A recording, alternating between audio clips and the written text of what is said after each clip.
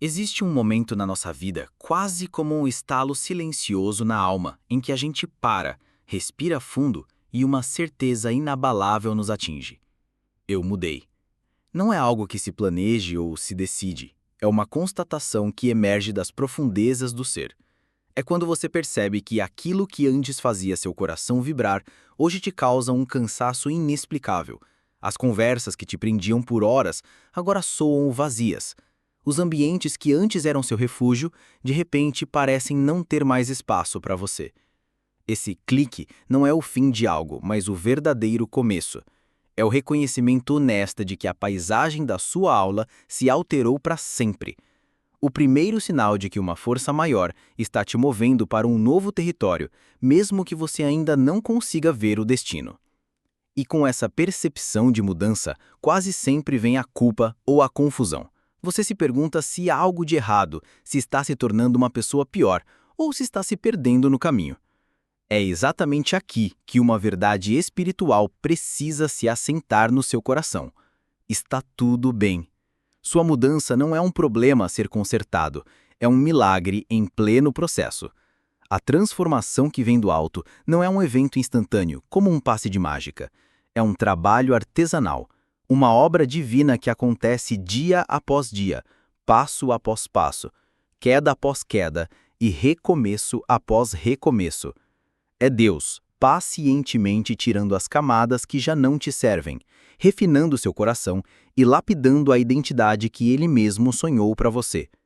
Portanto, essa agitação interna não é o caos da perda, mas a sagrada desordem de um canteiro de obras espiritual. Mas como, na prática, esta obra divina acontece? Qual é o mecanismo dessa transformação? A resposta é a chave de todo o processo e está em Romanos 12:2, que nos instrui a nos transformarmos pela renovação da vossa mente. É aqui que a mudança deixa de ser um sentimento abstrato e se torna uma realidade palpável. A transformação não começa do lado de fora, mas na sala de controle da sua vida, a sua mente. Quando Deus começa a renovar seu entendimento, a ajustar sua visão de mundo e alinhar seus pensamentos com os dele, a consequência inevitável é que você já não se encaixa mais nos padrões antigos. Não se trata de arrogância ou desprezo pelo passado. Você pode e talvez ainda ame aquelas pessoas e seja grato por aquela fase. A questão é que, intimamente, você sabe que não cabe mais. Você cresceu, e a prova irrefutável do seu crescimento é que o molde de antes já não consegue mais te conter. É exatamente nesse ponto de não se encaixar mais que o desconforto se instala. A verdade é que a mudança dói. E ela não dói porque seja algo ruim, mas porque exige uma coisa que nós, seres humanos, temos muita dificuldade em fazer: o desapego. Inevitavelmente, pessoas que foram importantes em sua jornada começarão a se afastar, e é fundamental que você entenda a verdadeira razão por trás disso. Na maioria das vezes, o afastamento não acontece porque você errou, mas porque a sua simples evolução expõe a estagnação delas. Seu crescimento funciona como um espelho indesejado, que reflete uma realidade que o outro não está pronto para encarar. Da mesma forma, ambientes que antes te acolhiam podem se tornar hostis, não por algo que você fez, mas porque a sua luz, sua nova paz, seu novo propósito, incomoda quem se acostumou com a escuridão. Sua nova frequência simplesmente perturba a inércia de quem decidiu parar no tempo. Diante dessa pressão, da rejeição e do desconforto, surge a maior e mais perigosa de todas as tentações: a de recuar. É o instinto humano de fugir da dor e voltar para o que é familiar. Muitos nesse ponto tentam desesperadamente caber de novo nos lugares que já ficaram pequenos. Eles se esforçam para diminuir a própria luz para não ofuscar os outros. Tentam se interessar por assuntos que já não fazem sentido e buscam reanimar relações que já não têm mais vida. É um ato de autossabotagem em busca de uma aceitação que não nutre mais. E é por isso que a mensagem para você precisa ser imperativa e clara: não volte atrás. Você não pode retornar à identidade que Deus já superou em você. Não pode se disfarçar de quem você foi apenas para agradar quem nunca valorizou a pessoa que você está se tornando. Ser essa sua nova versão exige coragem. É a coragem de suportar o período de transição, de caminhar mesmo sem aplausos e de se manter firme no propósito, recusando-se a caber em um passado que não te serve mais. E para que você tenha força de não voltar atrás, é preciso entender a verdade mais libertadora de todas. Você não está perdendo quem era, você está finalmente descobrindo quem sempre foi. A mudança que Deus opera não é um apagamento de identidade, mas uma revelação de essência. Ele não está jogando fora a pessoa que você foi, mas sim escavando e trazendo à luz a pessoa autêntica que talvez ficou soterrada sob camadas de medo, de expectativas alheias e da necessidade de ser aceito. Por anos, talvez você tenha se esforçado para caber, para não incomodar, para agradar.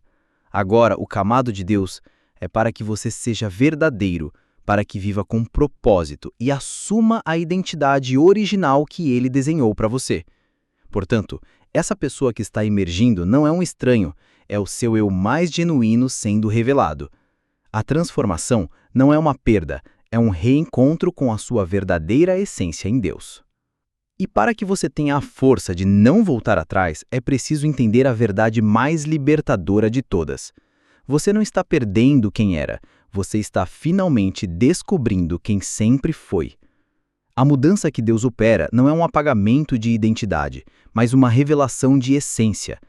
Ele não está jogando fora a pessoa que você foi, mas sim escavando e trazendo à luz a pessoa autêntica que talvez ficou soterrada sob camadas de medo, de expectativas alheias e da necessidade de ser aceito.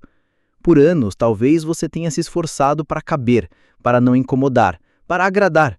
Agora, o chamado de Deus é para que você seja verdadeiro, para que viva com propósito e assuma a identidade original que Ele desenhou para você. Portanto, essa pessoa que está emergindo não é um estranho, é o seu eu mais genuíno sendo revelado. A transformação não é uma perda, é um reencontro com a sua verdadeira essência em Deus. Assumir quem você verdadeiramente é traz consigo uma consequência quase inevitável: a solidão. Este processo de revelação pode, por um tempo, parecer uma jornada solitária. É preciso aceitar que nem todo mundo vai entender sua mudança, nem todo mundo vai aplaudir sua evolução e, certamente, nem todos vão permanecer ao seu lado. Mas essa não é uma solidão de abandono, é o que podemos chamar de a solidão do propósito. É o espaço sagrado que Deus cria ao remover o que é antigo para dar lugar ao que é novo, e é neste exato ponto que a sua confiança é testada. Acredite que o mesmo Deus que está te revelando também está nos bastidores, preparando as pessoas certas para a sua nova fase. Quando Ele começa a mostrar ao mundo quem você realmente é, Ele simultaneamente começa a enviar as pessoas que estão alinhadas com essa nova versão. O vazio não é o destino final, é apenas o espaço sendo limpo para as conexões que irão te nutrir de verdade. E se, mesmo depois de entender tudo isso, a dor da rejeição ainda te faz questionar se o erro está em você, a Bíblia nos oferece o argumento final e mais poderoso. Pense nisso. Em determinado momento, Jesus estava pregando verdades profundas e difíceis sem suavizar a mensagem para agradar a multidão. O resultado, conforme João 6,66, foi que muitos dos seus discípulos voltaram atrás e deixaram de segui-lo. A lição aqui é de abalar as estruturas. Se o próprio Jesus, a personificação da verdade e do amor, perdeu seguidores quando se revelou por completo, por que seria diferente conosco? Isso nos ensina, de uma vez por todas, que a partida de alguém nem sempre é um reflexo do nosso valor, mas sim da incapacidade do outro de suportar a profundidade da nossa nova versão. Nem todo mundo está preparado para a verdade que você agora carrega. Mas aqueles que são enviados por Deus, esses não irão embora. Eles reconhecerão a vida de Deus em você e permanecerão, não importando o quão desafiadora a sua jornada se torne. Agora que você já entendeu que não deve voltar fisicamente e que a partida de alguns é parte do processo, existe uma advertência ainda mais profunda. Pare de trazer o passado para dentro do seu presente. É impossível viver o novo que Deus tem para você enquanto você carrega bagagens velhas, as mágoas antigas, as vozes que te criticavam, as lembranças que te acorrentam. A Bíblia nos dá o exemplo mais assustador sobre isso na história da esposa de Ló. Ao fugir da destruição de Sodoma, a ordem era clara: não olhe para trás. Mas ela olhou e se transformou numa estátua de sal. O significado espiritual disso é profundo e direto. Quem vive preso ao passado paralisa no presente. O apego dela ao que estava sendo deixado para trás a congelou, impedindo-a de alcançar o futuro. Portanto, entenda que não se trata apenas de não voltar, mas de desapegar. Você precisa soltar o que passou para ter as mãos livres para receber o que está por vir. Diante de toda essa jornada, a instrução prática se torna clara e libertadora. É hora de parar. Pare de se culpar por não ser mais a mesma pessoa de antes. Pare de gastar sua energia tentando dar explicações para quem está determinado a não entender. E o ápice disso é parar de pedir desculpas por ter evoluído e amadurecido. No entanto, existe uma distinção fundamental aqui.